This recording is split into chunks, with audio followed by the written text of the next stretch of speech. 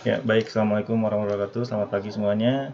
Kali ini kita akan coba masuk ke materi pertemuan kelima untuk mata kuliah rekayasa perangkat lunak. Jadi, review sebentar dari pertemuan 1 sampai 4 kita sudah bahas tentang teori-teori ya. Teori-teori tentang pemodelan. Teori-teori tentang pemodelan dalam membuat sebuah perangkat lunak ya, atau membuat itu berarti kan membentuk ya, dari belum ada menjadi ada. Jadi namanya itu rekayasa perangkat lunak. Seperti yang sudah disampaikan di materi-materi sebelumnya, ibarat kita membangun sebuah rumah, kita nggak bisa langsung bangun rumahnya, kita harus bikin denahnya dulu, blueprintnya dulu. Dan saya juga pernah cerita, bahkan pengalaman pengalaman nyata dari rekan saya, dia sampai harus membeli desain itu seharga 1,5 hanya untuk desainnya saja gitu. Hanya untuk desain rumahnya saja dia harus membayar sebanyak 1,5 juta.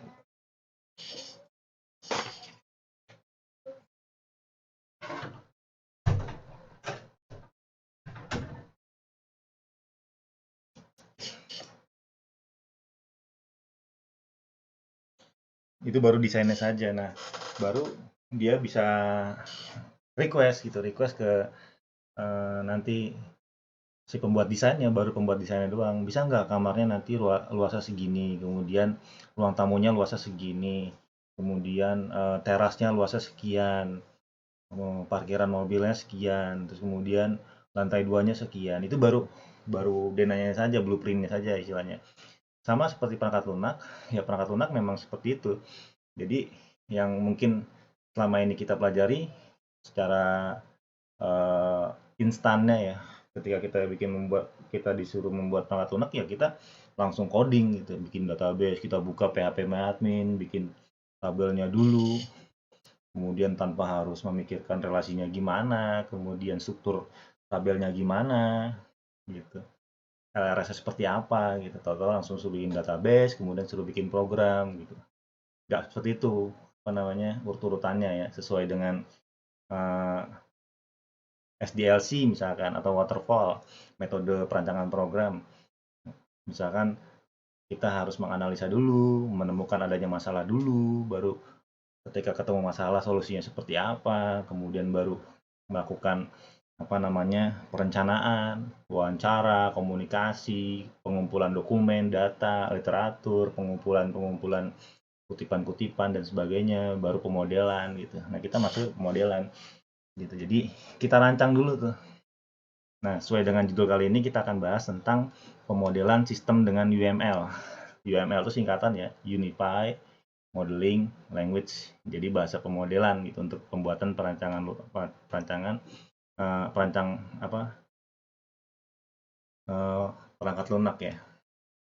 Ini baru bagian pertama ya, minggu depan kita bahas bagian kedua. Jadi ada beberapa diagram yang wajib kita ketahui dalam melakukan perancangan perangkat lunak. Ini baru beberapa diagram saja yang akan kita bahas untuk pertemuan kali ini. Nanti pertemuan selanjutnya di minggu depan kita akan bahas tentang diagram lainnya. Oke, kita mulai. Nah, di sini teorinya nih.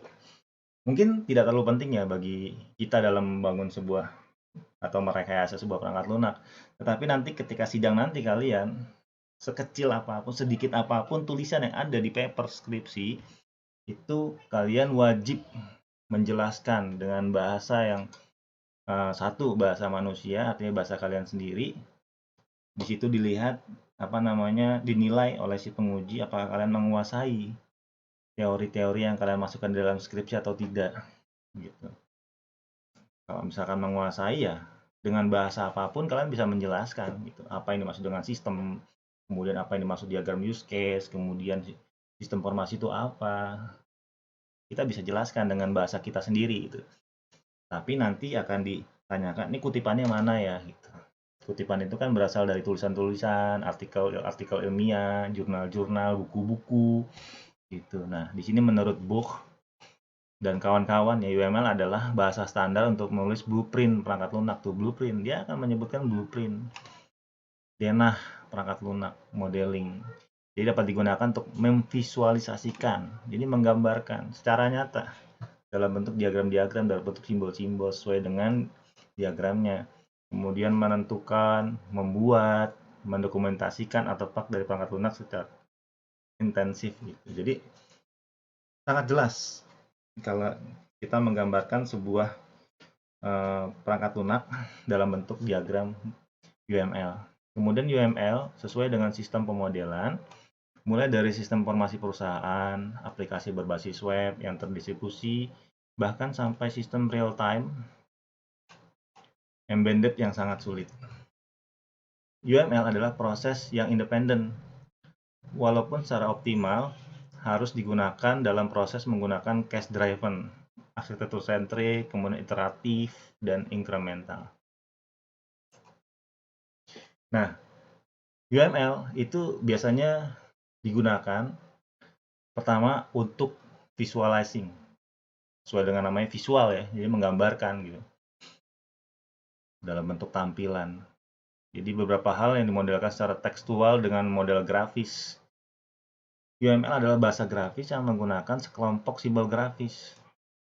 Setiap simbol dalam notasi UML ini didefinisikan dengan baik secara semantik, sehingga pengembang dapat menulis model UML dan dapat menafsirkan model itu dengan jelas, sesuai dengan diagram-diagramnya. Kemudian specifying, sesuai dengan nama ini spesifik ya. Jadi UML dapat membangun model yang tepat, tidak ambigu. Ambigu itu double yang nggak jelas atau blur gitu. Dan lengkap. UML membahas spesifikasi semua kebutuhan analisis, perancangan, dan implementasi yang penting yang harus dilakukan dalam mengembangkan dan menerapkan sistem perangkat lunak yang intensif. Tuh. Saya balik ke atas. Nah, jadi bahkan di dunia nyata pun yang di pekerjaan ya kita berhadapan dengan pembuatan sebuah perangkat lunak itu harus ada laporannya. Kayak misalkan kita skripsi nih nanti nih, selain kita membuat sebuah program, kita juga membuat database, kita juga membuat skripsinya kan. Nah, skripsinya itu adalah laporannya, manual booknya daripada program yang kita punya. Harusnya sih sama persis antara program dengan manual booknya. Kita menyebutnya sebagai skripsi, tapi dia adalah manual book dari program yang kita punya. Harus sama persis. Misal, kita punya tabelnya apa, database-nya namanya apa, ya sama persis. Berapa tabelnya, terus tulisannya seperti apa, misalkan tabel barang, B-nya kecil, A-nya kecil, dan segala macam, itu sama persis. Dan gunakan bahasa Indonesia yang baik dan benar untuk membuat laporannya atau membuat manual booknya. Nah, untuk merepresentasikan keseluruhan program dari mulai login, daftar, lupa password, sampai ke dengan kelaporan, itu semua bisa digambarkan dalam bentuk diagram. Diagramnya macam-macam. Nah, hampir semua diagram itu dibuatnya dengan menggunakan UML, dari mulai use case, activity, sequence, class diagram, dan seterusnya gitu.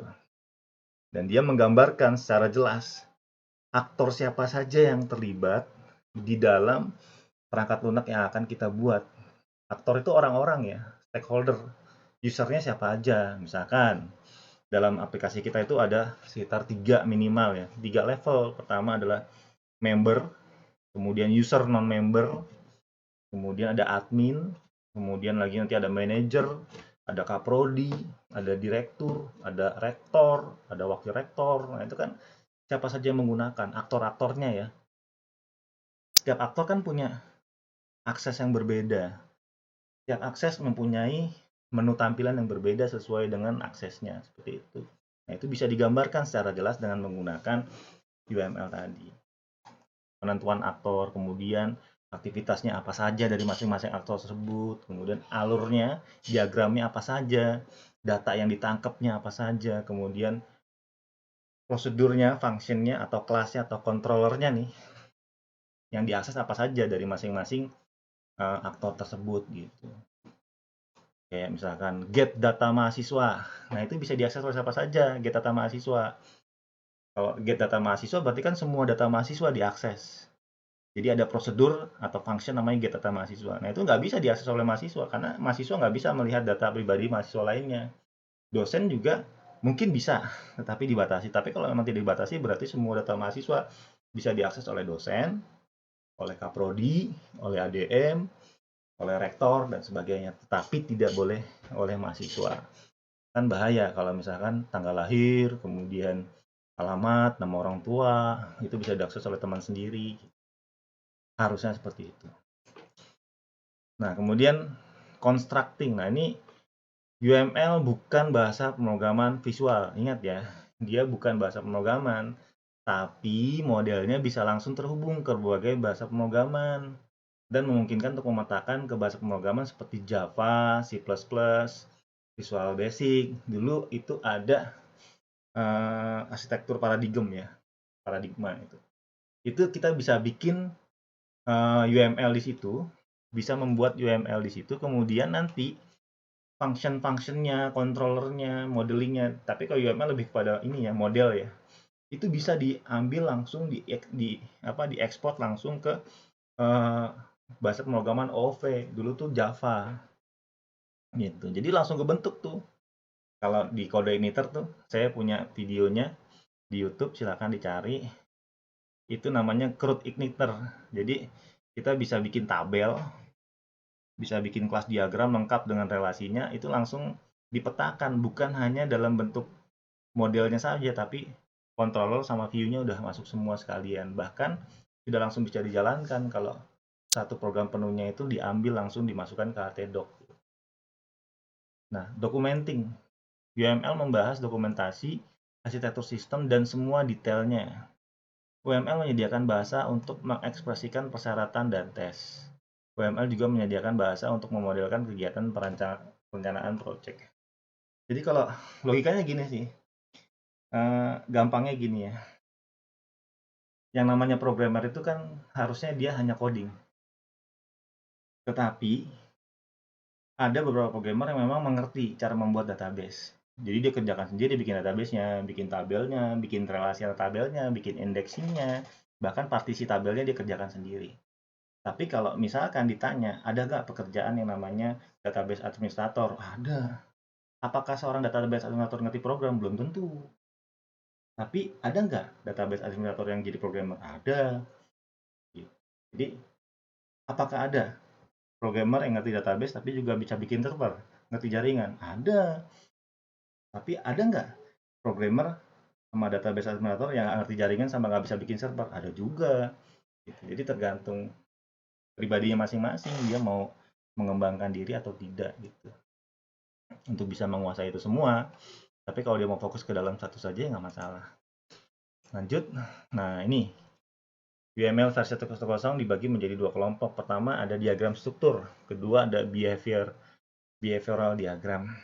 Nah, kalau kalian udah belajar bahasa pemrograman tuh, itu ngerti yang namanya DDL sama DML. Kalau DDL itu kan data definition language ya. Data definition language. Jadi kalau udah belajar database nih, satu tabel tuh ya, misalkan kalian bikin database namanya penjualan. Kalian membuat sebuah database namanya penjualan. Nah, di dalam database penjualan ada tabel barang. Tabel barang itu kan tabel ya, isinya misalkan ada kode barang, nama barang, harga barang, kemudian satuan barang, kemudian stok barang, itu kan file-filenya ya. Jadi nama database adalah penjualan, nama tabelnya adalah barang, kemudian atributnya atau filenya itu ada kode barang, nama barang, harga, kemudian satuan sama stok barang. Nah, si tabel itu punya dua fungsi. Pertama tabelnya sendiri, kemudian fungsinya. Kayak tangan, kayak manusia lah. Manusia tuh ada kepala, ada badan, ada kaki, ada tangan. Nah, itu strukturnya tuh. Tapi fungsinya apa? Ya kalau kepala ya di situ ada otak untuk berpikir, ada mata untuk melihat. Kemudian juga hidung untuk mencium atau ya mencium aroma. Kalau tabel itu ada alter. Alter itu berarti bisa dirubah strukturnya. Bisa di-create tabel, bisa di-alter tabel, bisa di-drop tabel. Apakah drop tabel sama dengan delete tabel? Beda. Kalau drop itu dihapus tabelnya, kalau delete tabel itu dihapus datanya. Nah, di sini juga sama. Diagram UML itu dibagi menjadi dua bagian. Ada diagram struktur atau struktural diagram, ada behavior diagram. Struktural diagram ini berhubungan dengan strukturnya, fisiknya.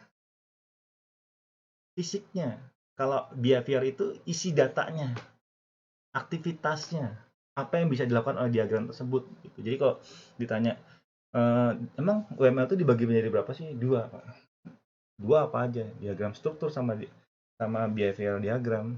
Kalau data tuh ada dua, DML sama DDL. Data definition language sama data manipulation language. Kalau data definition itu fisiknya, data manipulation berarti datanya yang dimanipulasi gitu.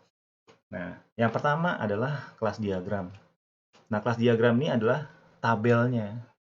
Jadi kalau kalian udah oprek nih kode igniter, bentuknya kayak gini nih. Sebentar.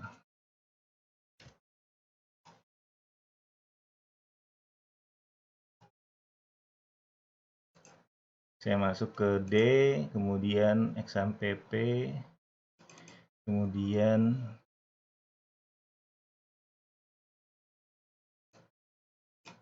ke htdoc. Nah, kemudian saya ambil ini deh, Cisauk. Nah, ini saya bikin pakai kode igniter. Tuh. Aslinya kan seperti ini nih. Aslinya itu kan saya ambil misalkan apa ya, web perguruan tinggi. Nah, ini aslinya nih. Kalau kita download kode igniter, aslinya isinya application sama sistem. Itu aja dua. Oh, sebentar. Lupa saya. Nih, saya ulangi sedikit lagi ya. Jadi, kalau udah kelihatan belum? Nih, kalau kalian download kode igniter, itu aslinya seperti ini. Application sama sistem, sama index. Itu aja. Application sama sistem. Jadi kalau mau lihat kita mau ngupload controller, ini ada di application.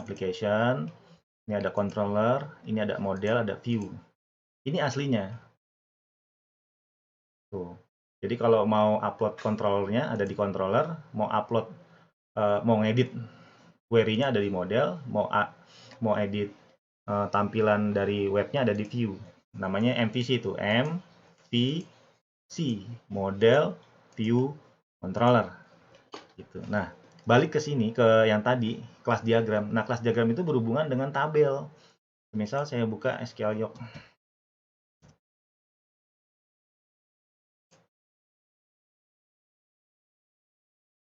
Bentar. Saya masuk ke tes saja. Connect. Nah, gini. Saya share screen lagi. Nah, saya lebih suka itu kalau membuat database pakainya SQLiOC. Ini SQLiOC saya. Tuh, saya bikin tabel, misalkan sini ada tabel. Misalkan saya bikin baru nih, tabelnya adalah create tabel, namanya barang misalnya. Tabelnya barang. Kemudian di sini kode underscore barang. Panjangnya misalkan ada tipenya adalah kode barang. Kode barang itu sama kayak NIM kalian ya. Kalau NIM kalian ketika di parsing ya, ini ada istilah namanya parsing.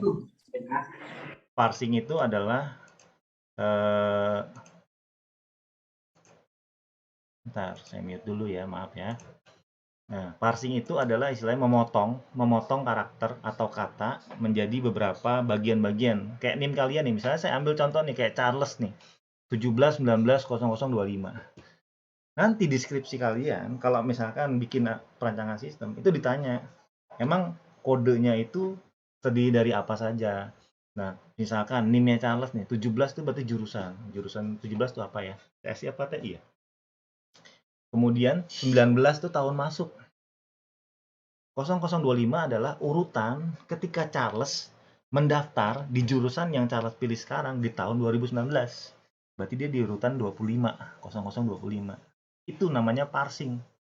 Jadi ketika bikin kode barang nih misalkan, saya mau bikin kode barang misalkan, namanya B RG001, BRG001 atau BRG01.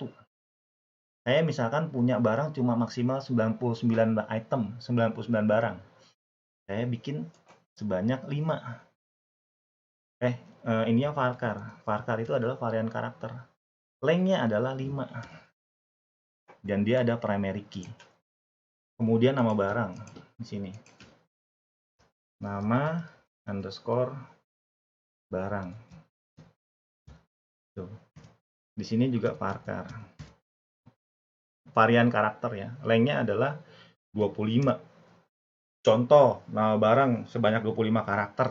Misalkan nih, sepatu Adidas atau sepatu sneaker atau apa. Jadi ketika kita bikin tabel, kita nggak sembarangan bikin. Dia maksimal segini sih, 255. Tapi ketika ditanya, kok banyak amat 255 buat apaan? Emang isi datanya apa? Gitu. Paling banyak berapa? Sesuaikan. Karena 25 length itu berarti database atau server kita akan termakan minimal sebanyak 255 byte setiap kita menginput satu nama barang. Gitu. Memang kecil, tapi nanti ketika kita sudah menyimpan banyak data, akhirnya jadi banyak. Misalkan 50 deh, dengan asumsi misalkan ada nama barang yang panjangnya sebanyak 50 karakter.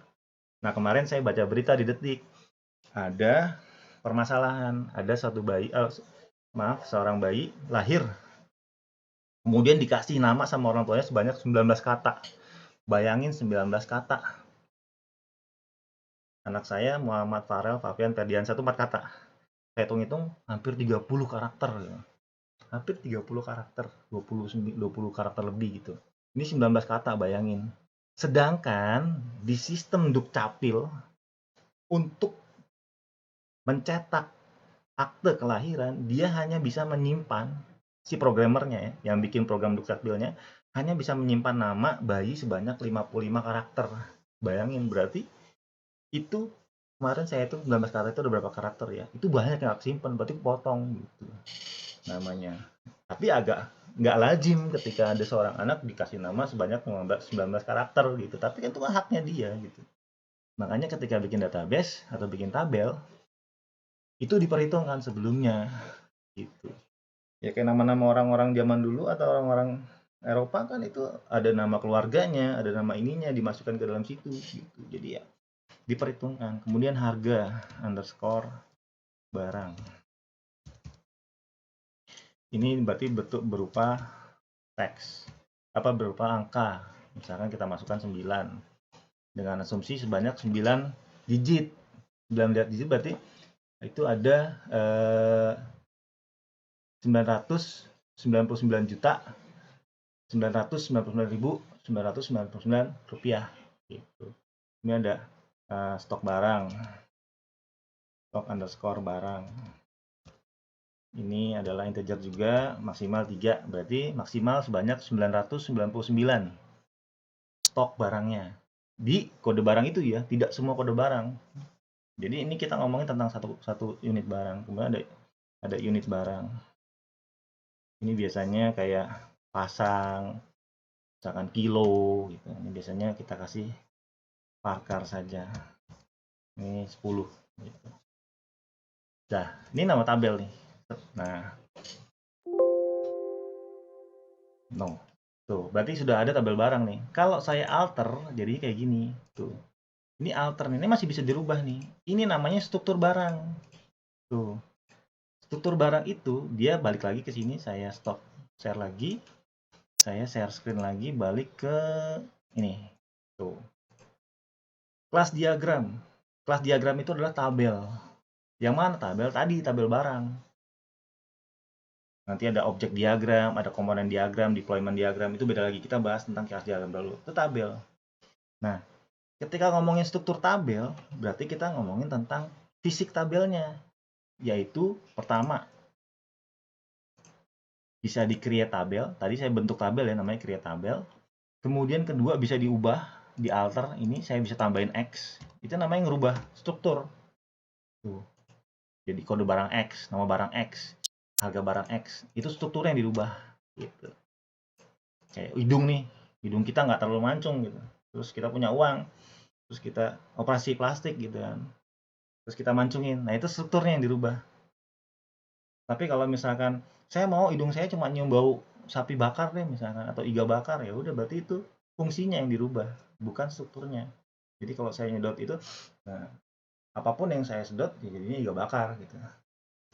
Nah, ini baru ininya, strukturnya. Nah, kalau fungsinya gimana nih? Saya klik kanan, pilih open table tuh. Ini datanya nih, saya masukin misalkan BRG 01. Ingat ya, tadi cuma 5 loh. BRG 01. BRG 01. 5 karakter. BRG-nya nggak mungkin berubah, tapi 01-nya akan nambah terus. Tapi dilihat, maksimal berapa digit itu? Cuma 2 digit, 01. Berarti maksimalnya berapa? 99. Karena kalau udah 100, nambah 1 digit. Bukan lagi 5, tapi 6. Jadi BRG 100. Nggak bisa, mentok. Sistemnya error. Karena dia hanya dipersiapkan sebanyak 5 karakter. Makanya tadi saya bilang, ketika bikin sistem, bikin perangkat lunak, jangan asal bikin. Tapi dipikirkan, ini nyimpannya berapa banyak, gitu. Ini kita ngomongin semua barang ya, tapi tentang satu barang. Tapi kalau mau dibuat generalisir berarti sebanyak maksimal 99 barang. Kemudian nama barang misalkan pasta gigi. Nah, tuh. Kemudian harga barang misalkan 15.000. 15.000, stok barang misalkan 10, unit barang misalkan buah. Nah, ini adalah DML, Data Manipulation Language, datanya. Kalau yang tadi yang ini adalah strukturnya, ini datanya. Kalau saya mau ubah, naik ternyata harganya bukan 15.000 tapi 16.000. Nah, ini berarti yang diubah adalah datanya, bukan strukturnya. Nah, mudah-mudahan sampai sini udah mulai ngerti ya. Tapi ini cuma contoh kecil. Nanti seiring berjalannya materi itu saya akan jelaskan lebih lanjut lagi. Sekarang balik lagi ke materi. Tuh. Itu kelas diagram. Kelas diagram adalah berhubungan dengan tabel. Kalau di controllernya, nih, saya stop lagi. Ini hubungannya dengan saya share screen ke folder. Nah, application. Ini hubungan dengan controller. Tuh. Nih. Kalau kita lihat di sini strukturnya ada application, ada controller, di sini ada admin, ada berita, ada brosur, ada cek. Normalnya, umumnya nama controller itu adalah nama tabel. Saya misalnya bikin controller namanya berita.php. Kontrol berita. Tuh, di sini ada fungsi buat tambah, fungsi buat edit. Nih, ini nama function ya, nama kelasnya, kelas berita extend CI controller. Ini harusnya ada tabelnya. Tabel berita. Karena berita itu bisa ditampilkan indeks, nampilin datanya. Nanti nampilin datanya di view. Ada view-nya tuh, ada load view-nya. Nah, nanti datanya diambil dari main model. Ini nama modelnya. Kemudian dia datanya bisa ditambah, bisa diedit. Function-function ini bisa ditampilkan datanya. Ini data kategori per select, data detail, data simpan. Bisa disimpan datanya. Nyimpan data itu bisa gambar, jadi bisa di folder image gambar, segala macam. Gitu. Harusnya, ini kan semester berapa sih? Semester 5 ya. Harusnya udah diajarin dasar-dasarnya. Makanya saya pernah cerita ketika saya kuliah di jurusan dulu manajemen informatika ya, ada D3. Ketika saya memilih belajar program, saya pilih web, ya saya fokus ke web. Akhirnya semua tentang web ya saya pelajarin. Gitu. Sampai sekarang ya alhamdulillah saya bisa semua bahasa pemrograman PHP yang framework ya, dari mulai CI, J sama Laravel. Semuanya udah pernah saya pelajarin, sudah pernah saya bikin, dan sudah pernah saya jual. Semuanya saya jual ke kementerian. Gitu. Dan lumayan.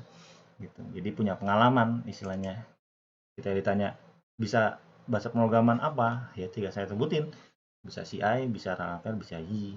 Kalau ditanya mobile berarti bisa Flutter, bisa React Native, dan seterusnya. Oke, lanjut ke software lagi. Nah, saya lagi, kemudian saya lari ke sini lagi. Tuh, kelas diagram. Sebenarnya apa yang saya jelasin ini nanti ada di detailnya ya, tapi nanti kita bahas lagi. Kemudian ada objek diagram, ada komponen diagram, deployment diagram. Ini strukturnya. Nah, bagaimana dengan behavior diagramnya? Nah, itu ada use case diagram. Use case itu berhubungan dengan aktor. Kayak tabel berita tadi. Tabel berita tadi itu bisa diakses oleh siapa saja.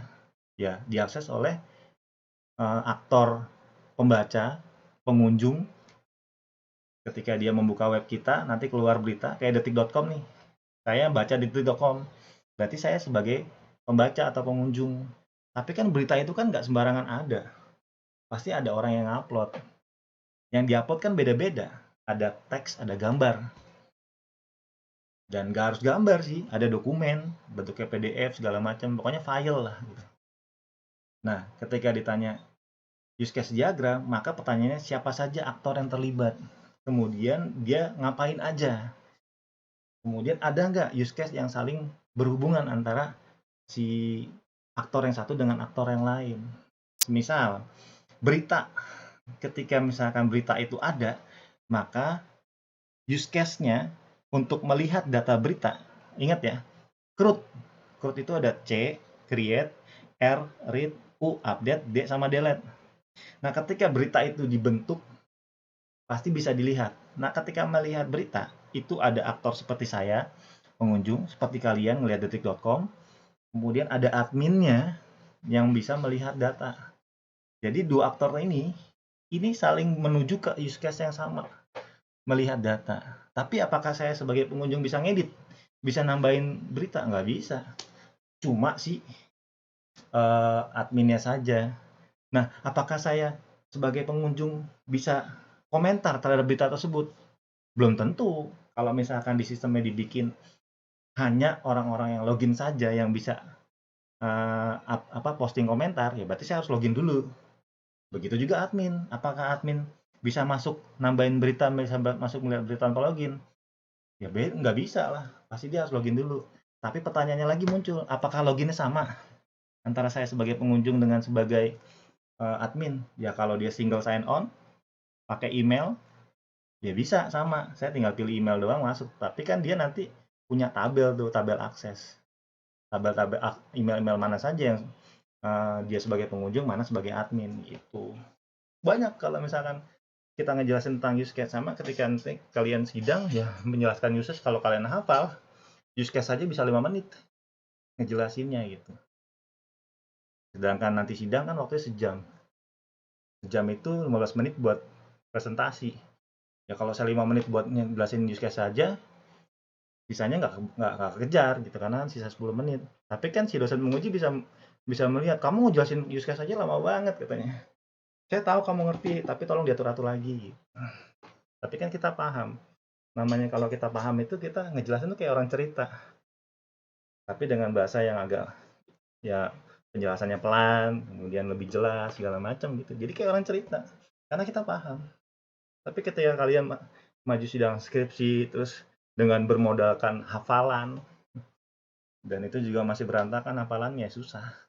Pahami dulu. Tapi kalau programmer biasanya udah ngerti. Karena dia mau nggak mau harus paham ini semua gitu. Nah, yang kedua ada sequence diagram. Nah, ini sequence ini berhubungan dengan MVC tadi, model view controller. Jadi, ini hanya untuk bahasa pemrograman berorientasi objek. Ketika aktor itu membuat sebuah sequence diagram atau berhubungan dengan sequence diagram, dia akan mengakses apa nih? Misalkan kalian login sebagai mahasiswa, terus kemudian ingin absen ke mata kuliah yang kalian akan pelajari sekarang. Nah, kalian login sebagai aktor mahasiswa. Lalu mahasiswa login. Nanti login di situ nanti kontrolernya apa? Harus sama persis kontrolernya antara ini kontrolernya yang ini nih. Ini saya software dulu. Ini saya buka nih. Localhost web perguruan tinggi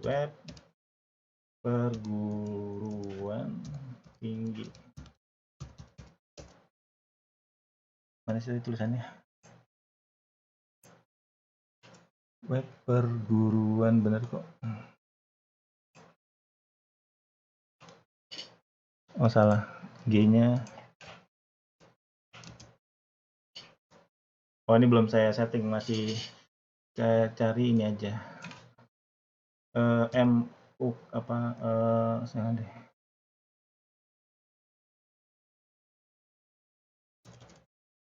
Apa ya? Ah ini deh. Tab in Cinema misalkan. Tuh.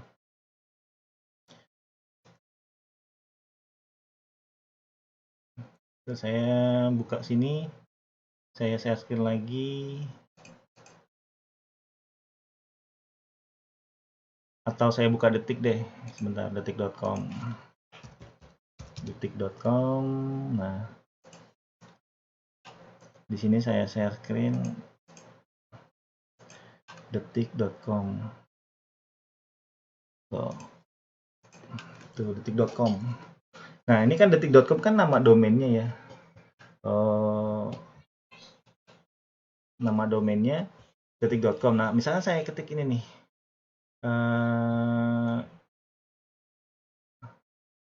Ini deh yang paling gampang nih. Masih bisa daftar vaksin dengan Pfizer, ada di Trans Studio Mall Cibubur. Nah, ketika saya klik, ya,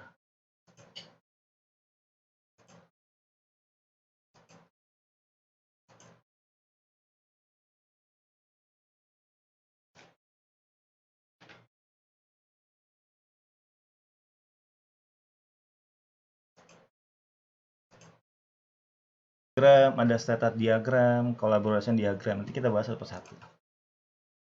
Lanjut, kelas diagram. Tadi saya sudah tunjukin ya, menunjukkan seperangkat kelas antar muka, kolaborasi dan hubungan di antara mereka. Kelas diagram membahas desain statis dari suatu sistem. Tadi saya sudah menunjukkan dalam bentuk database, tabel, ada strukturnya, namanya tabel barang. Ini kelas diagram. Saya ulang sedikit.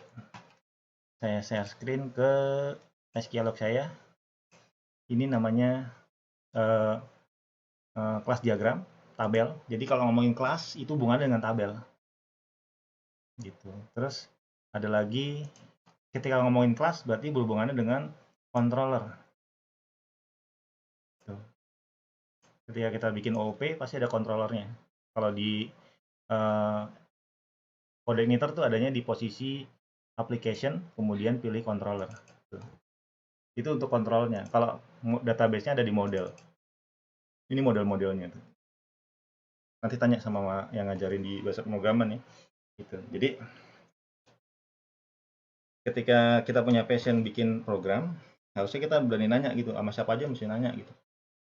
Jangan lihat umurnya. Jadi kalau ternyata saya punya mahasiswa, namanya Saiful. Saya ngajar dia itu di BSD tahun 2010. Saya baru punya anak pertama 2010. Waktu itu saya ngajar seminar, ngasih materi seminar, bikin web gampang nggak pakai ngetik.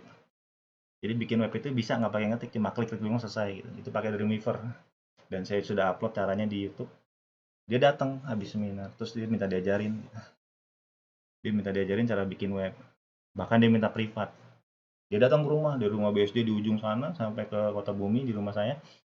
Sampai malam-malam dia datengin gitu. Dan dia mau bayar gitu. Dia bayar. Gitu. Dia minta di privat, dia bayar. Gitu. Sampai segitunya belajar, kemudian sekarang dia udah jadi programmer di mana-mana gitu. Dia udah punya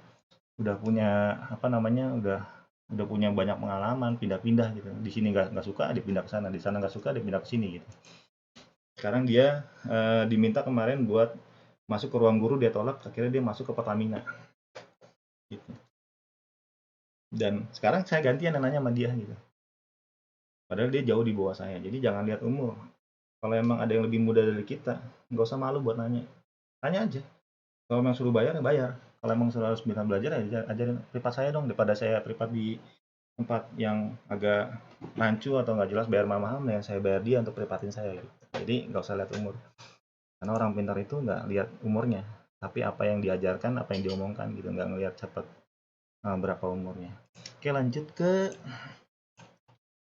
kelas diagram tadi sudah. Nah, objek diagram ini menunjukkan satu set objek, hubungan antara objek.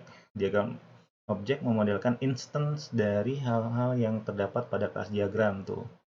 Jadi di tabel tadi Nah, diagram objek digunakan untuk memodelkan desain statis suatu sistem, untuk memvisualisasikan, menentukan, dan mendokumentasikan model struktural dan membangun aspek statis sistem melalui teknik maju, forward, dan mundur atau reverse. Komponen diagram ini menunjukkan organisasi ketergantungan antar sekumpulan komponen. Tuh, nanti kita bahas. Komponennya apa aja tuh, ada database, ada server, ada codingan, PHP, dan seterusnya. Kemudian ada deployment, sesuai dengan namanya deploy itu ngupload. Ini konfigurasi komponen dalam proses eksekusi aplikasi. Ini diuploadnya kemana nih? Ke server apa? Jadi yang namanya program itu kan ada dua macam ya. Ada database-nya, ada codingannya. Itu kayak tadi saya buka tuh ada dua. Ada kode emitter-nya, ada database-nya, SQL-nya. Jadi masing-masing tuh beda di upload-nya. Ya kalau misalkan orang bikin server dan udah pengalaman, dia akan pisahin antara data buat database, server buat database, sama server buat PHP-nya gitu. Jadi beda gitu. Kemudian use case diagram menunjukkan sebuah interaksi antara satu atau lebih aktor tuh. Tadi sudah bilang tuh use case itu aktor. Kemudian ini sangat penting untuk mengatur dan memodelkan perilaku dalam sistem. Kalau sequence diagram ini menekankan urutan waktu pada pesan. Jadi seperti saya bilang tadi, ketika seorang aktor misalkan mahasiswa ingin melihat jadwal kuliah, maka dia ngapain aja? Dia login. Habis login dia ngapain? Dia buka menu kuliah. Kemudian habis menu kuliah dia pilih mata kuliah, kemudian dia klik absen. Nah, masing-masing itu dia nganterin pesan. Ketika dia login, kan dia ngirimin NIM sama password. Dia ngecek ke database. Nah, ngirimin NIM sama password itu pasti dicek sama function yang ada di controller. Dia functionnya apa tuh? Misalkan get data mahasiswa. Ada parameternya, NIM sama password.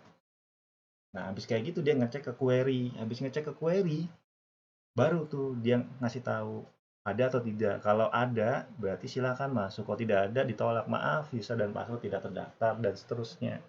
Gitu. Itu secara lisan ya, nanti sih kita jelaskan di masing-masing diagramnya. Kalau activity, ya sesuai dengan namanya aktivitas. Ini ngapain aja sih si aktor gitu kan. Kemudian aliran kontrol antar objek. Gitu. Jadi masing-masing aktor dia punya aktivitasnya masing-masing. Jadi misalnya gini, mahasiswa login, masukin username dan password. Yang diambil adalah loginnya, aktivitas loginnya. Setelah login ngapain? Nah, dia ke sistem ngecek ke database. Gitu. Nanti setelah database ngecek ada, balikin lagi ke sistem. Balikin lagi ke si mahasiswanya. Mahasiswa bisa masuk ke beranda. Gitu. Kemudian dia memilih apa, dan seterusnya. State chart diagram ini menggambarkan perubahan status dan transisi status dari sebuah mesin atau sistem objek diagram. State chart sangat penting dalam memodelkan perilaku antarmuka, kelas, atau kolaborasi, menekankan perilaku dari suatu objek yang sangat berguna dalam memodelkan sistem reaktif.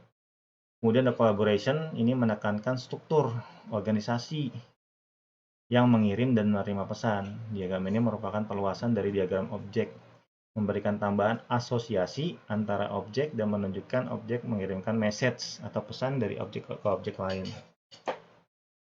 Nah, kita bahas tentang use case dulu nih. Nah, use case diagram ini digunakan untuk menggambarkan serangkaian tindakan atau disebut dengan use cases, bahwa sistem dapat melakukan interaksi di luar sistem atau aktor dengan sistem itu sendiri gitu. Use case juga digunakan untuk mengetahui fungsi apa saja yang ada di dalam sebuah sistem dan siapa yang berhak menggunakan fungsi-fungsi itu. Nama use case didefinisikan semudah mungkin dan dapat dipahami. Dua hal utama pada use case adalah pendefinisian aktor dan use case. Jadi use case diagram identik dengan aktor siapa saja yang terlibat, kemudian ada use case apa saja di situ. Use case itu adalah serangkaian tindakan. Lanjut. Nah, use case digunakan untuk pertama, merepresentasikan interaksi sistem pengguna. Kemudian mendefinisikan dan mengatur persyaratan fungsional dalam suatu sistem, menentukan konteks dan persyaratan sistem, memodelkan aliran dasar peristiwa dalam use case. Nih simbol-simbolnya nih. Ini kalau use case kayak gini simbolnya. Nanti biasanya kalau deskripsi itu ketika tanya jawab itu suka disuruh Coba gambarkan diagram-diagram atau simbol-simbol dari diagram use case. Nanti suruh gambar, kemudian dijelaskan, oh ini gambarnya bentuknya elips horizontal. Ini menggunakan kata kerja. Nah, ini aktor gambarnya gini. Ini menggambarkan orang, sistem atau eksternal entitas yang menyediakan atau menerima informasi. Kemudian merupakan lingkungan luar dari sistem. Nama aktor menggunakan kata benda. Aktor utama digambarkan pada pojok kiri atas dari diagram. Ini asosiasi, menggambarkan bagaimana aktor berinteraksi dengan use case. Kemudian bukan menggambarkan aliran data atau informasi. Kemudian generalisasi ini simbolnya seperti ini.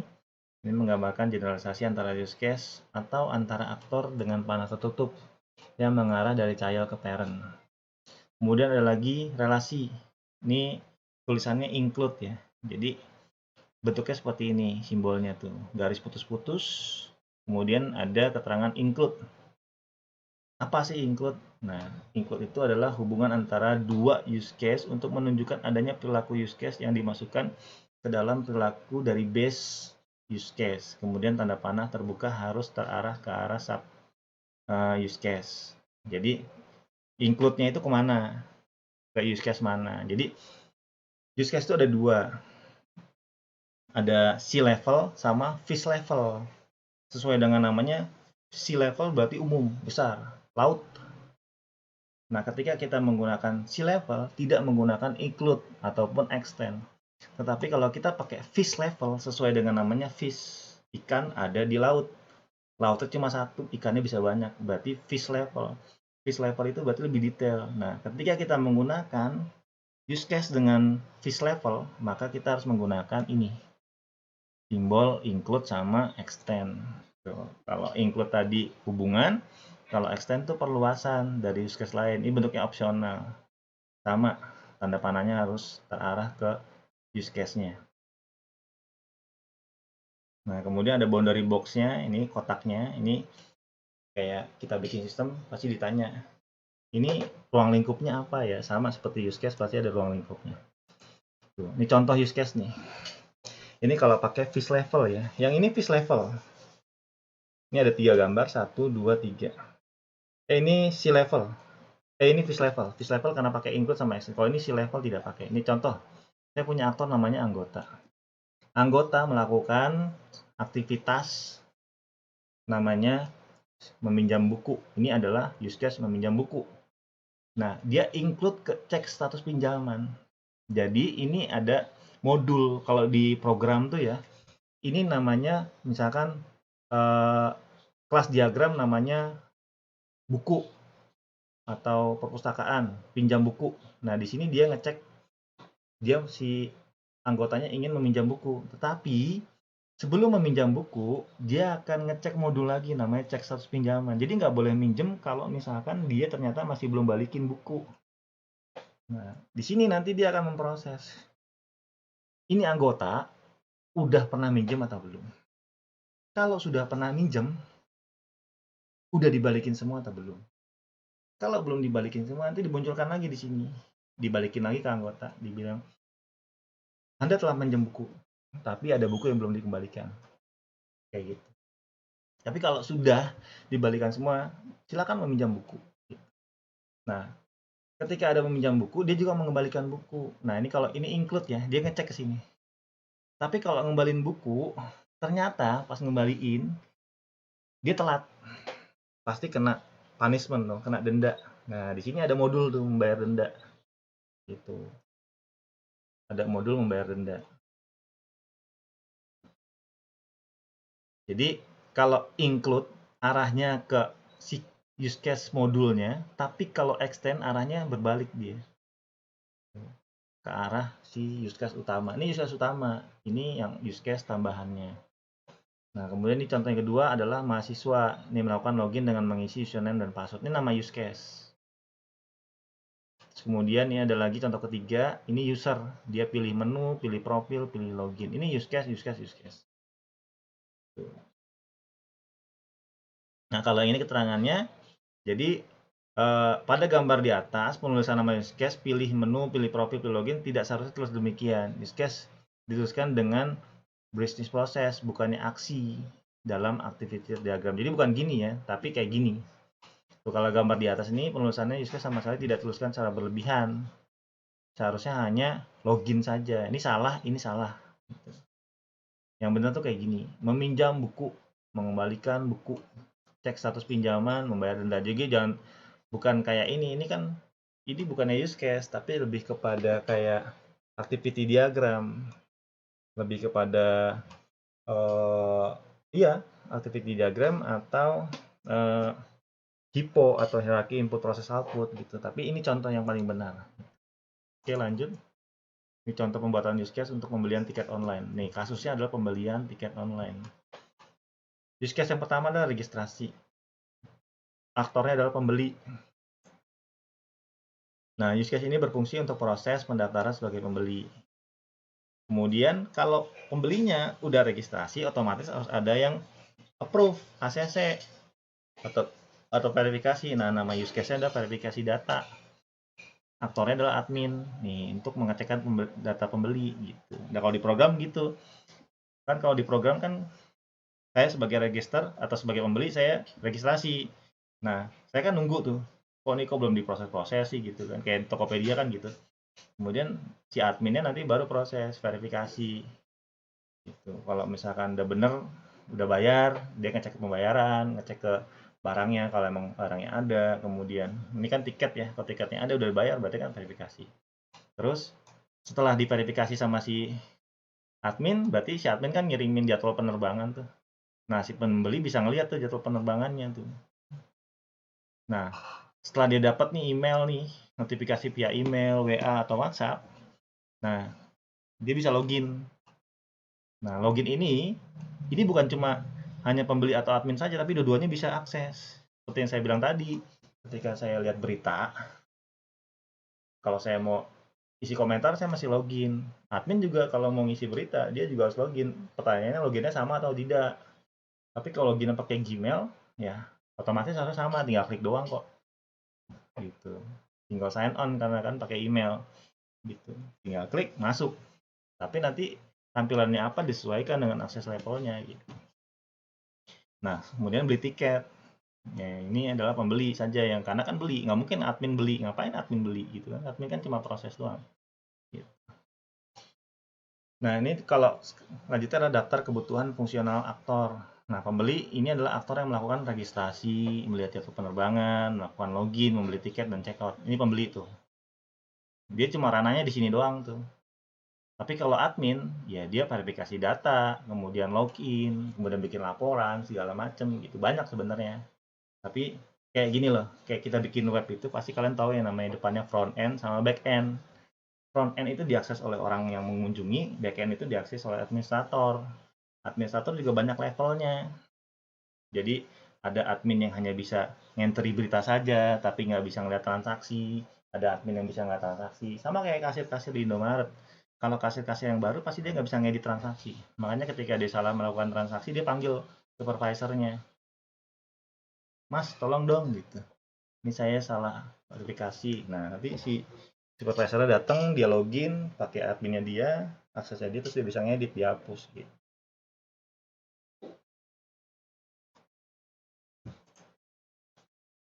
Lanjut, nah ini use case-nya nih, ini pembeli tuh. Dia hanya bisa registrasi, lihat jadwal penerbangan, login, beli tiket.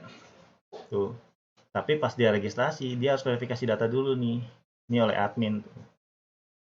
Nah, setelah itu baru dia login. Nah, habis login itu dia ada extend nih. Extend tuh berarti dia hanya bisa beli tiket kalau dia udah login. Gitu. Kalau belum login, dia nggak bisa beli tiket.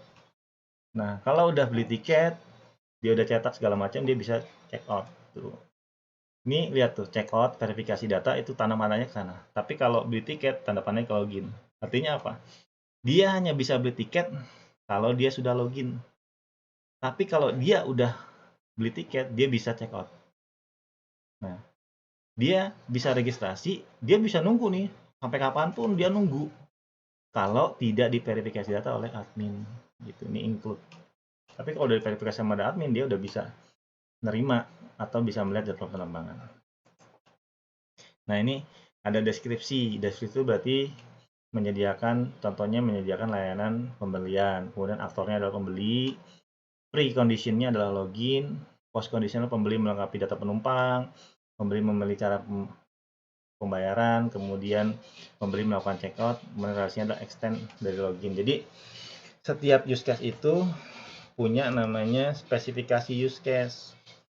Nah, spesifikasi use case itu berarti penjabaran secara detail dengan format yang sudah ditentukan apa saja yang dilakukan oleh si use case tersebut gitu. Nah, skenario-nya kayak gini tuh. Aksi aktor membeli melakukan registrasi, kemudian sistemnya ngapain? Dia menyimpan data registrasi. Setelah disimpan, kemudian pembeli melihat jadwal penerbangan. Setelah lihat jadwal penerbangan, sistem akan menampilkan jadwal penerbangan berikut harga tiket yang ditawarkan. Tuh, ini lihat ya, ini aktor, ini sistem. Kemudian membeli tiket penerbangan, aktornya nih, di pembeli. Kemudian sistem menampilkan form data penumpang yang diisi oleh pembeli. Kemudian pembelinya ngisi data penumpang, sistemnya menampilkan cara pembayaran. Sekarang cara pembayaran macam-macam, bisa pakai host to host, bisa pakai payment gateway, dan segala macam. Kemudian pembeli membeli cara pembayaran, kemudian sistem akan menampilkan halaman checkout, sistem mengirimkan notifikasi pembelian melalui email. Kalau dia sistemnya menggunakan auto reply daripada WhatsApp atau SMS, dia bisa langsung mengirimkan. Tapi karena yang dikirimkan adalah berupa dokumen, karena ada dokumen tiket, biasanya email gitu. Tapi WhatsApp juga sudah bisa mengirimkan dokumen kalau yang berbayar. Kemudian pembeli melakukan pembayaran konfirmasi pembayaran, sistem mengirimkan e-tiket melalui email. Selesai, itu skenario-nya daripada use case. Jadi use case selain punya diagram, dia juga punya skenario. Kemudian ada selanjutnya activity diagram. Nah, activity diagram adalah teknik untuk menggambarkan logika prosedural, proses bisnis, dan jaringan kerja antara pengguna dan sistem. Dia menggunakan notasi milik flowchart. Flow itu alur ya, chart itu bagan, jadi bagan alur. Jadi dia nanti aktornya siapa saja yang terlibat, nanti aktivitasnya ngapain aja tuh. Dari mulai aktor yang pertama, kedua, dan seterusnya gitu. Meskipun terdapat sedikit perbedaan notasi karena diagram ini mendukung behavior paralel. Jadi kalau flowchart di atas ke bawah, kalau activity diagram dia nyamping. Ada flow line-nya. Kemudian activity diagram dibuat berdasarkan sebuah atau beberapa use case pada use case diagram. Jadi bisa satu diagram, bisa lebih, lalu dibikin use case-nya, dibikin activity-nya. Kemudian memungkinkan melakukan proses untuk memilih urutan dalam melakukannya, atau hanya menyebutkan aturan-aturan rangkaian dasar yang harus diikuti karena proses-proses sering muncul secara paralel. Ini simbol-simbolnya nih. Start, ini bulat, warna hitam. Ini awal kerja. Hanya ada satu simbol start ya. Hanya ada satu simbol start. Setiap ada start pasti ada N. Ini lihat simbolnya. Bulat, lalu tengahnya ada hitam. Kalau N-nya ini bisa lebih banyak. Bisa lebih dari satu. Karena setiap kali mentok tidak ada proses lagi bisa N. Tetapi di activity yang lain itu juga bisa ada N lagi. Tapi ingat start cuma ada satu, tetapi kalau N bisa lebih dari satu. Nah, simbol activity kayak gini. Ini menunjukkan kegiatan, membentuk proses dalam diagram. Lalu ada join. Join itu adalah dari dua aktivitas di atasnya, itu bisa digabungkan menjadi satu.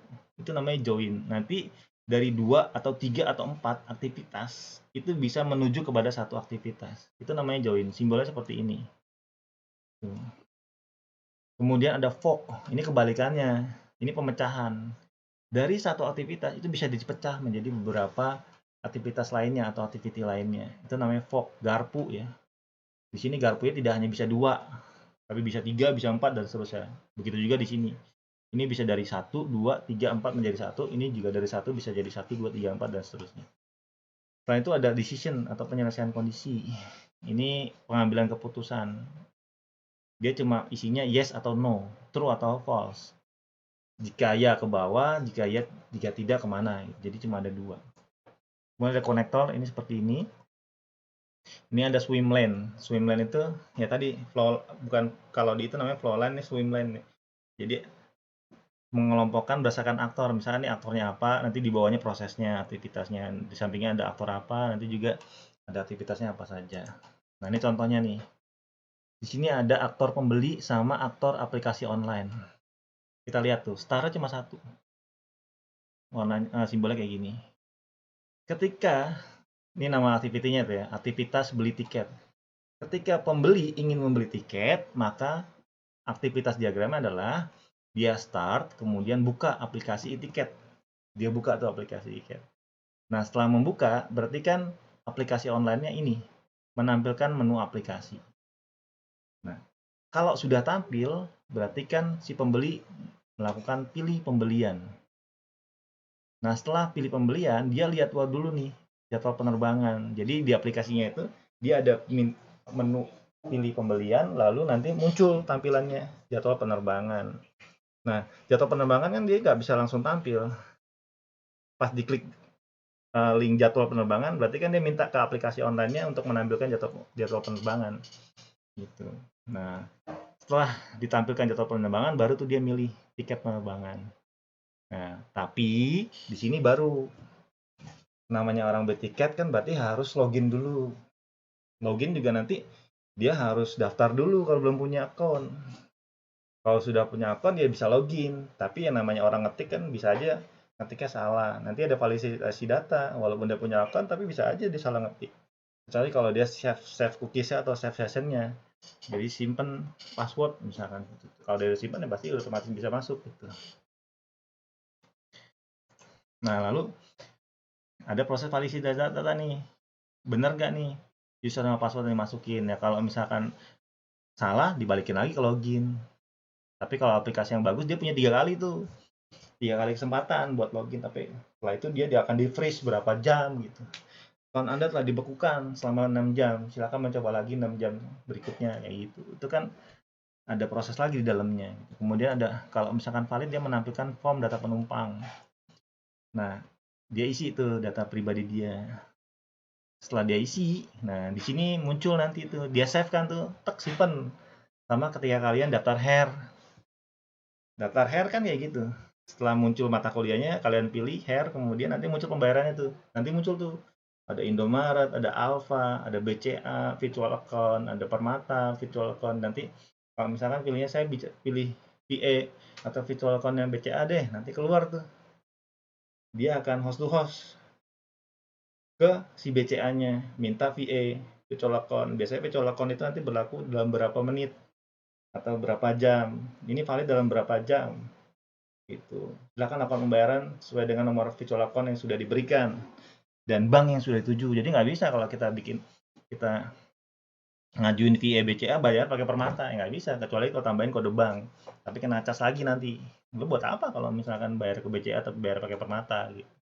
Kemudian ada lagi payment gateway, misalkan pakai OVO atau pakai Kredivo atau pakai Indomaret, pakai Alfa segala macam gitu. Nah, di sini bisa pilihannya banyak tuh, ada credit card, ATM, virtual account, e-wallet. OVO kan e-wallet. Kemudian memilih metode pembayaran. Setelah itu nanti di sini tuh sistem akan mengirimkan notifikasi pemesanan tiket, menampilkan halaman checkout tuh. Kalau misalkan notifikasi pembelian tiket nih diterima lewat email.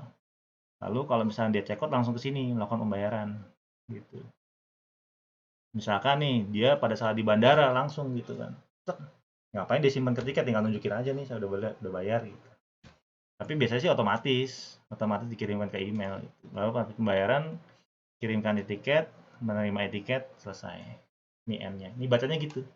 Jadi kalau nanti diminta untuk menjelaskan aktiviti diagram ya kayak tadi, bacanya kayak gitu. Tapi jangan cuma baca ini, jelaskan dalam bentuk aplikasi yang sudah kalian bikin gitu. Buka aplikasi tiket, kasih tahu halamannya apaan gitu. e-ticketonline.co.id misalkan kayak gitu. Jadi kayak orang cerita, kayak orang baca. Namanya kalau kita menjelaskan, terus kita ngebayangin tuh. Padahal kan kita yang bikin, harusnya kita bisa ngebayangin. Walaupun ini cuma dalam bentuk kata-kata, tapi kan kita menjabarkan ke si pembimbing atau ke orang lain kalau aplikasi kayak gini. Syukur-syukur sambil kita ngejelasin aktivitas diagram ini, si pengujinya atau orang lainnya bisa langsung lihat aplikasinya gitu. Jadi bukan cuma dia ngebayangin, tapi dia bisa ngelakuin sendiri. Itu lebih enak tuh. Lanjut, ini ada sequence diagram. Nah, sequence diagram menggambarkan interaksi antar objek di dalam dan di sekitar sistem, termasuk pengguna, display itu tampilannya, kemudian sebagainya, berupa message atau pesan yang digambarkan terhadap waktu. Jadi setiap kali kita melakukan aktivitas, itu pasti ada pesan yang dikirimkan. Ini kayak gini misalkan balik nih, login, membuka aplikasi. Ini kan berarti kan kayak detik.com misalkan. Dia kan ngambil halaman indeks dari default controller aplikasi detik.com. Kalau misalkan dia dibuat menggunakan framework, apakah itu Y atau CI atau Laravel, pasti dia punya default controller. Ketika kita buka detik.com, maka detik.com akan menjalankan default controllernya. Misalkan default controller berita online. Kemudian setiap default controller itu pasti punya indeks. Itu yang dijalankan pertama kali. Kecuali kalau default controller kita mau ubah, bukan di indeks, tapi di function tertentu. Gitu. Nah, maka function itu yang akan dijalankan sebagai default controller. Itu yang kita ceritakan. Nah, di setiap kita memanggil function tersebut, pasti ada message yang dikirimkan. Apa yang message yang dikirimkan? Ya query get data berita. Nah, itu kan get data berita berarti kan sebuah function yang dipanggil di dalam controller yang isinya adalah untuk memanggil atau menampilkan query tertentu. Yang namanya get data berita, berarti kan select all from berita. Ketika select all from berita, berarti kan kita tentuin mana yang mau ditampilkan.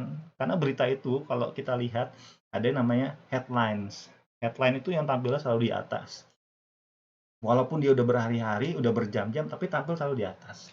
Lalu diurutkan berdasarkan apa? Yang terakhir diupload. Gitu. Select all from berita, order by, posting time atau posting date, kemudian descending. Jadi yang paling terakhir diupload atau paling pertama diupload muncul di paling atas gitu. Kemudian sequence diagram menggambarkan interaksi yang fokusnya pada urutan pesan yang dipertukarkan bersama dengan spesifikasi kemunculannya sesuai dengan pada garis hidup tuh. Ada garis hidupnya. Jadi ketika data udah tampil, udah mati dia. Udah tampil di datanya di detik.com nih. Udah selesai. Udah nggak ada lagi tuh prosesnya karena apa yang kita minta tadi get data berita itu sudah ditampilkan. Ketika sudah ditampilkan, ya berarti tidak ada lagi proses setelahnya. Udah mati get data berita tadi, selesai. Gitu. Kecuali kalau kita mau komen gitu. Nanti ada lagi proses selanjutnya, sequence baru lagi gitu. Nah, sequence diagram terdiri dari atas dimensi vertikal atau waktu dan di dimensi horizontal atau objek-objek yang terkait gitu. Objek-objek yang terkait itu tadi ketika get data berita, dia manggil model query data berita order by descending gitu. Jadi setiap controller yang dipanggil maka akan mengirimkan perintah untuk menampilkan query. Setiap query yang dipanggil pasti akan menampilkan data dari hasil query. Data hasil query yang dipanggil itu akan dikirimkan lagi ke controller, lalu diproses untuk dikirimkan lagi ke view.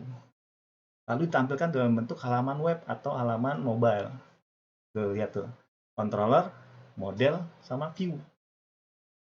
Otaknya ngirimin ke model buat nampilin data berita. Model nyari, dapat beritanya, kirimin lagi ke otak. Lalu ngomong deh tuh. Tampilin ke dalam tampilan webnya. Ke view-nya. Controller, model, view. MVC itu model, view, controller. Tapi bisa dibagi juga controller, model, view, atau CMV. Terserah. Pokoknya controller, model, view, dan seterusnya. Diagram ini secara khusus bernegosiasi dengan use case diagram tuh. Nah, menentukan detail daripada use case, tuh fungsinya tuh. Memodelkan logika prosedur, fungsi, operasi yang terdapat dalam sistem untuk melihat bagaimana objek dan komponen saling berinteraksi satu sama lain untuk menyelesaikan suatu proses. Merencanakan dan memahami fungsi fungsionalitas secara rinci dari skenario yang ada atau akan datang. Nih simbolnya nih, ada objek. Ini komponen utama dari sequence diagram. Kemudian ada aktor, sama kayak tadi. Kemudian ada entity class, nih entity nih.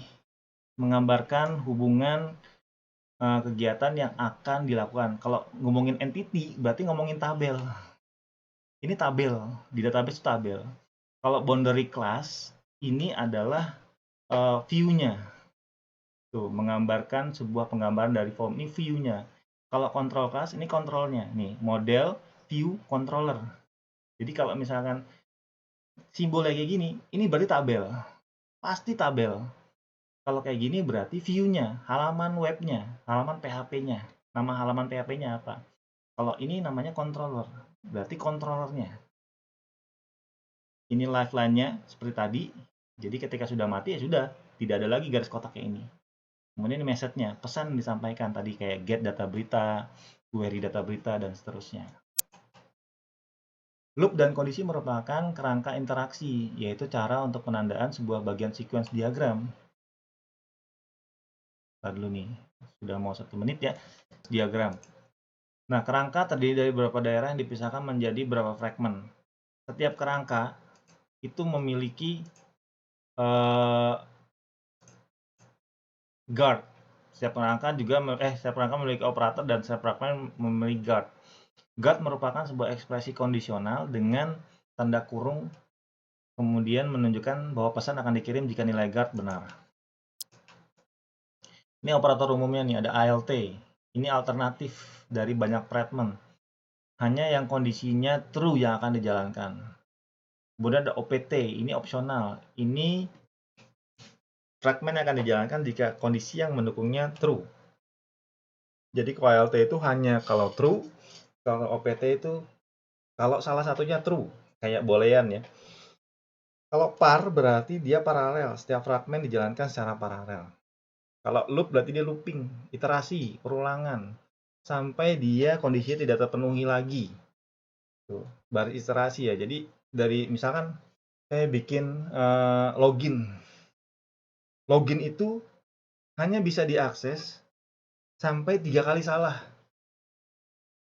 Ketika saya salah 3 kali, maka saya munculkan pesan maaf, akun Anda terpaksa dengan berat hati kita freeze karena Anda sudah melakukan 3 kali kesalahan dalam melakukan login.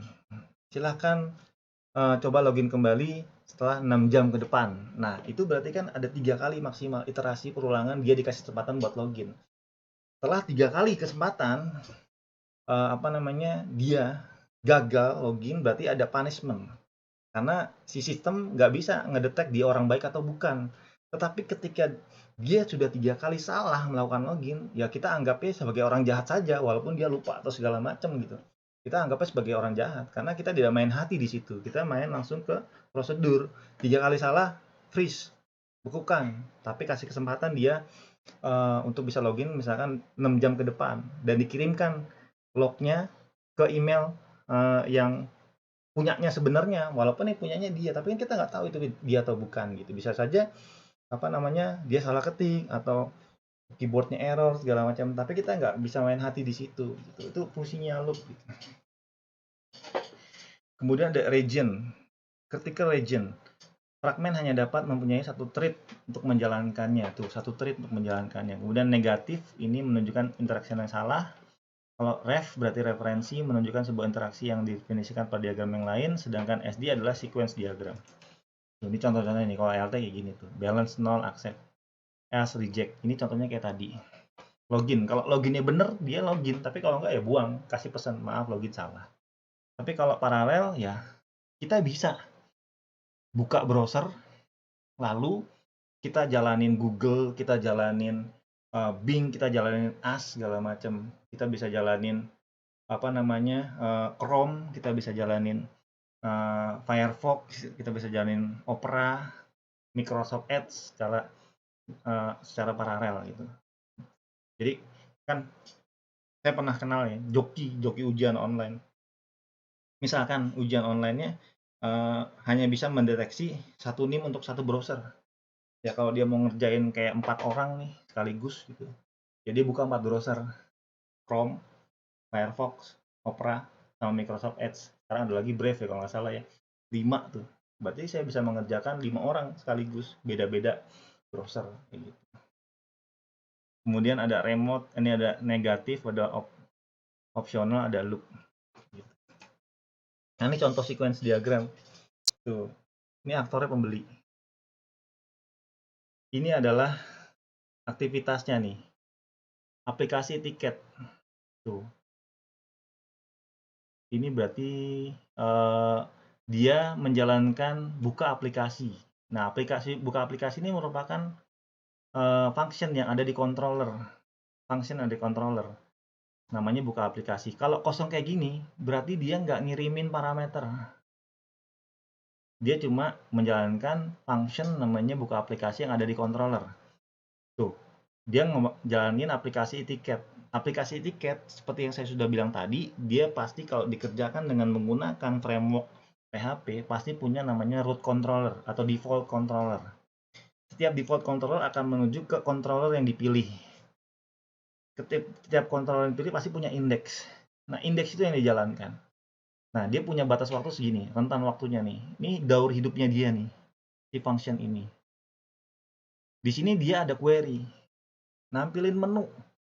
Ketika nampilin menu, dia pasti buka query, buka model. Nanti akan menampilkan ke view, dibalikin lagi ke pembelinya. Kemudian nanti dia bisa lihat jadwal. Lihat jadwalnya juga harus di sini harusnya ada ini, ada controller sama model yang bermain. Cuma di sini tidak ditampilkan, tidak masalah. Kemudian lihat jadwal. Pembeli melihat jadwal, tuh di aplikasi tiket lagi. Tuh, lihat. Ketika lihat jadwal, dia akan mengirimkan function namanya lihat jadwal.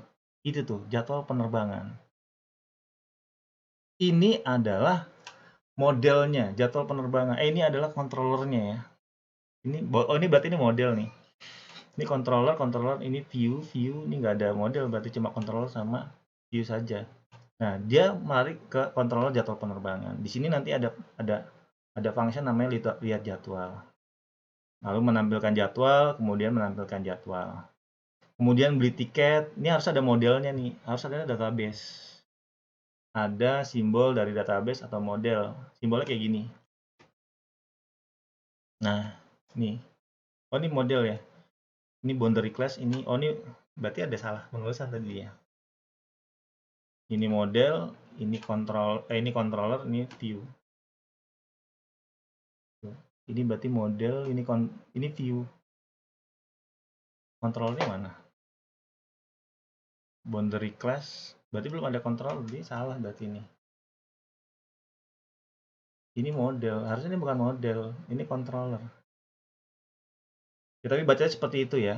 Kemudian di sini ada alternatif tuh, sesuai dengan namanya alternatif. Hanya kondisinya yang terus saja akan dijalankan. Tuh. Dia login, kemudian di sini ada loop. Loop itu berarti perulangan. Tadi yang seperti saya bilang, apa namanya? Misalkan dia punya kesempatan 3 kali untuk melakukan login, kemudian kalau salah nanti dia dibekukan dan segala macam. Di sini ada perulangan. Kemudian menampilkan cara bayar. Di sini data penumpang. Tuh. Jadi untuk bisa mengisi data penumpang, dia harus login terlebih dahulu. Tuh. Setelah login, baru nanti dia bisa mengisi data. Nanti ini formnya nih. Tuh. Sesuai dengan logonya. Ini view, ini controller, ini controller, ini model. Ini harusnya salah ini. Ini harusnya jadwal penerbangan dia mengambil query, tapi kok controllernya nggak ada. Dia cuma satu doang di sini. Nanti kita bahas. Jadi saya punya YouTube, silakan dilihat untuk sequence diagram. Di situ ada cara membuatnya. Nah, kemudian nanti setelah isi data penumpang, dia akan menampilkan cara bayar. Terus dia akan pilih cara bayar, di sini nanti akan ditampilkan nih. Ini view, menampilkan cara bayar. Apakah dia bayar pakai host to host, payment gateway, dan sebagainya. Nanti dia bayar tiket, mengirim tiket, kemudian check out. Nah, ini cara bacanya. Gitu.